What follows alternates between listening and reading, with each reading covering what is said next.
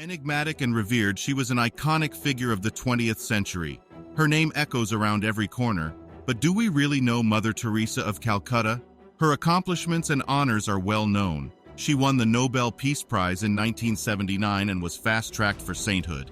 But behind this facade of holiness, there are mysteries. As founder of the Missionaries of Charity, her dedication to the poorest of the poor is admirable. But some biographers have uncovered controversies. They speak of fundamentalism and point to the dubious provenance of the funds raised.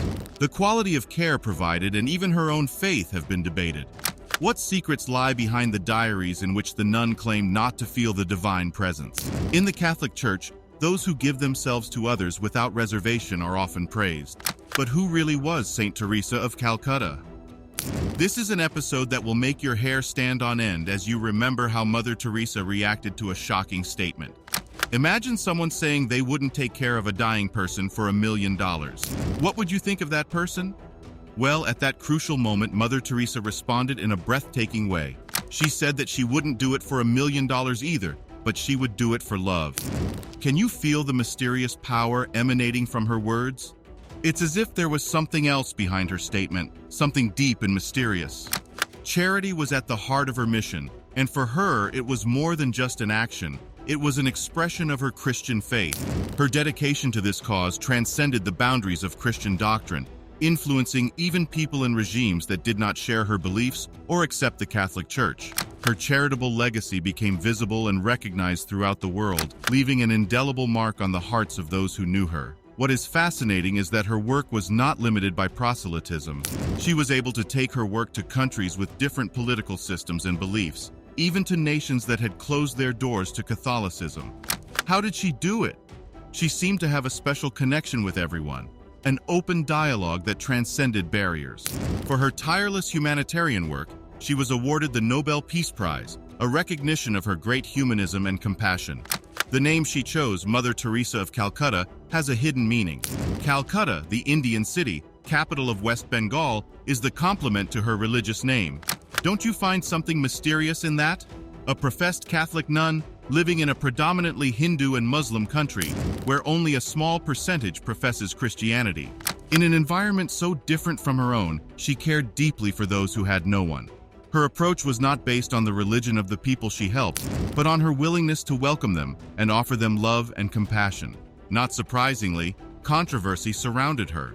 But for many, she was more than a religious figure. She was a saint, a model of charity and selfless love. They see total altruism in her actions and those of her daughters, the nuns who carry on her work. As her work with the poor caught the attention of the world, donations began to flow to the cause she championed. Behind this apparent generosity, however, lurked an Achilles heel in her congregation's reputation. In his fascinating book, The Missionary Position, Mother Teresa in Theory and Practice, renowned British journalist Christopher Eric Hitchens presented a fascinating perspective. Hitchens portrayed the mother as a shrewd and opportunistic figure who moved in elite conservative circles and was able to exploit the plight of poor Indians to fill the coffers of her congregation. In the appendix to the 2003 reissue of her work, Hitchens recounted his experience witnessing the nuns' canonization process. In his own words, he stated that it was not for him to pass judgment on the Church's saints, but he was prepared to argue that the term saint was unwarranted in this case. When asked about Mother Teresa's work with the poor, Hitchens confessed that he had walked with her on the streets of Calcutta, but he came to a surprising conclusion. Mother seemed less a friend of the poor than of poverty itself.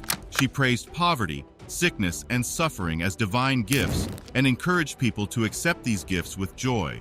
The journalist vehemently emphasized that Mother Teresa was strongly opposed to the one policy that has succeeded in alleviating poverty in all nations, the empowerment of women and their control over their own fertility. This surprising and controversial stance raised questions about Mother Teresa's true intentions and deeper motivations.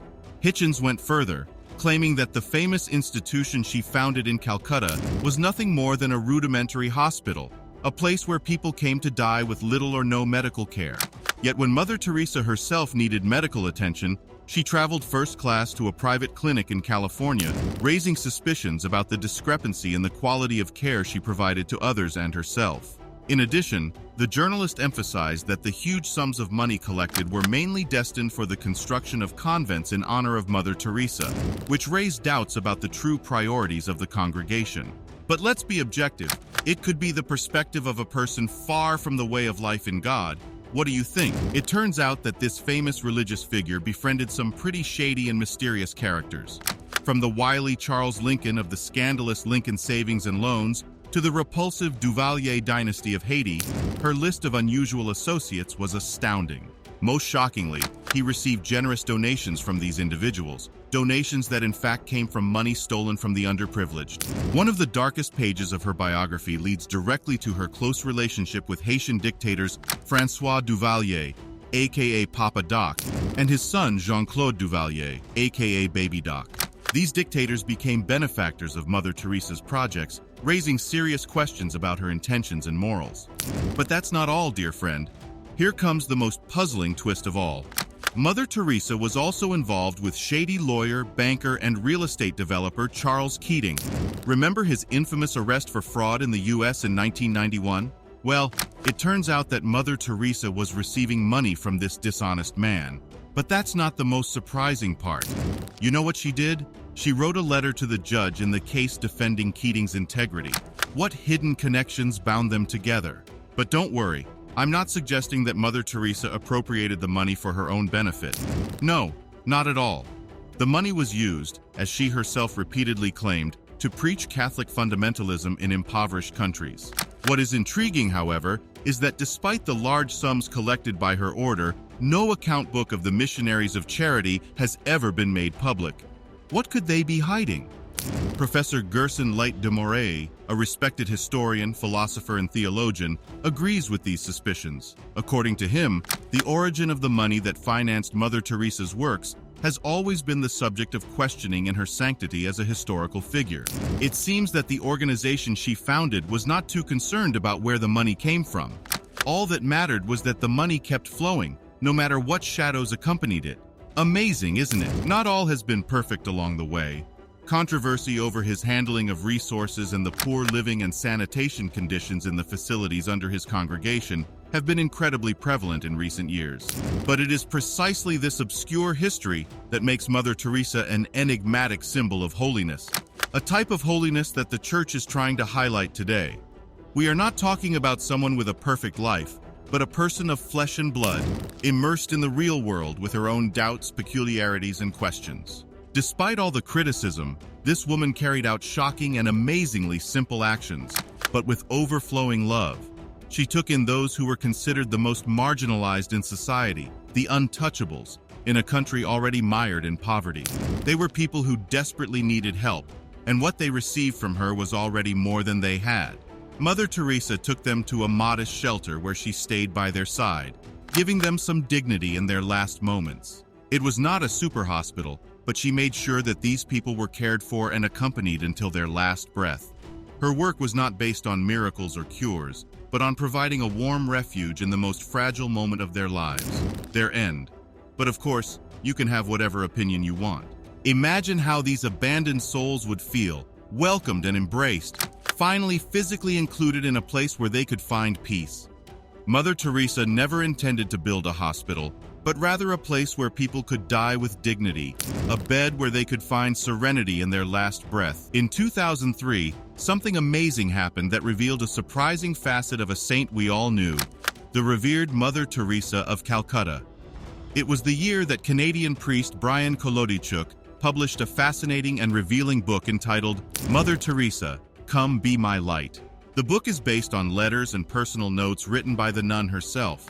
These pages reveal an unknown side of Mother Teresa, a time when her own faith in God was being questioned to its very foundations. In her journals, she made it clear that for much of her life, she did not feel the divine presence. Although she prayed fervently and lived with relentless discipline, she was in deep spiritual darkness. Her pain was immense because she did not feel God's love in her heart. In her own words, heaven was dark. It is fascinating to discover that Mother Teresa experienced what is known in Christianity as the Dark Night. It is at this stage that we can understand how Teresa questioned her own God in the face of the inhumanity she witnessed. The Church recognizes the importance of Mother Teresa because her authentic witness has been a guide for Christians. While there are many religious orders that serve the poor and the sick, Mother Teresa distinguished herself by becoming a true servant of the underprivileged.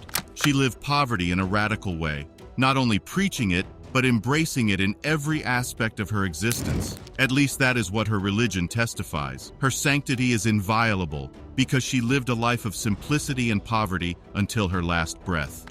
His home was among the poor, and only those who share his life with the less fortunate can understand the logic of this solidarity, which is very different from that of distant rulers and journalists who seek only sensationalism. The question now is, who will be right? It is well said in the Catholic faith that as long as people are talking about you, it means you are doing things right, because no one wants the good of the church to be seen. Anyway, you have the last word. Let us know what you think in the comments. This was Facts and Figures. See you next time.